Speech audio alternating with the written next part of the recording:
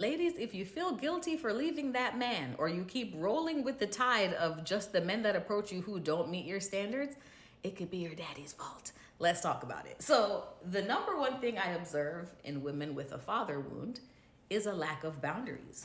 And do you know what a lack of boundaries looks like in dating?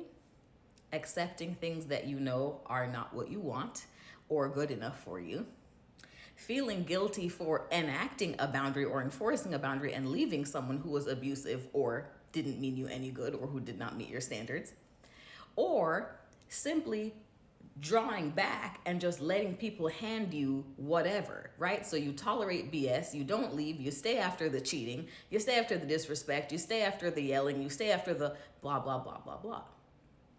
All of that is a lack of boundaries. And here's what's happening.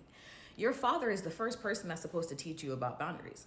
He's supposed to actually enforce them first so that you can learn how to do it. But if you have a father that wasn't there, or they were emotionally unavailable, they were not paying attention to you even if they were in the home, perhaps they had mental health issues, drug abuse issues, worked a lot, etc., right?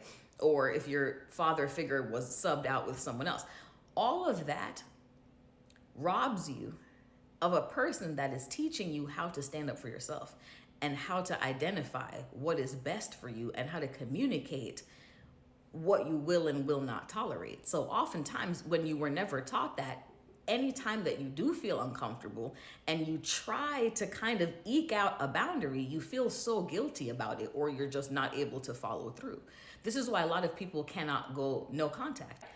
And women can stay with the same person in a situationship that's abusive, or that's my ex but they still have access to me, or oh but I just feel guilty for just not talking to them anymore. That's what's happening under there, right? And a lot of times when you don't have boundaries, you're also subconsciously attracting somebody just like your dad, so you're trying to solve the original problem but you can't. You still don't know how to stand up to him, and by him I mean the current man and or your dad. But when you can learn how to do that, you can break the pattern. That's how you heal the wound, right? That's how you get rid of the ones that are meaning you no good. That's how you learn how to identify new ones that do mean you some good. And when you meet them, you can lay down some boundaries so that things go in a way that does not destroy you. So just a little nugget to share. Drop down in the comments. Let me know what you think.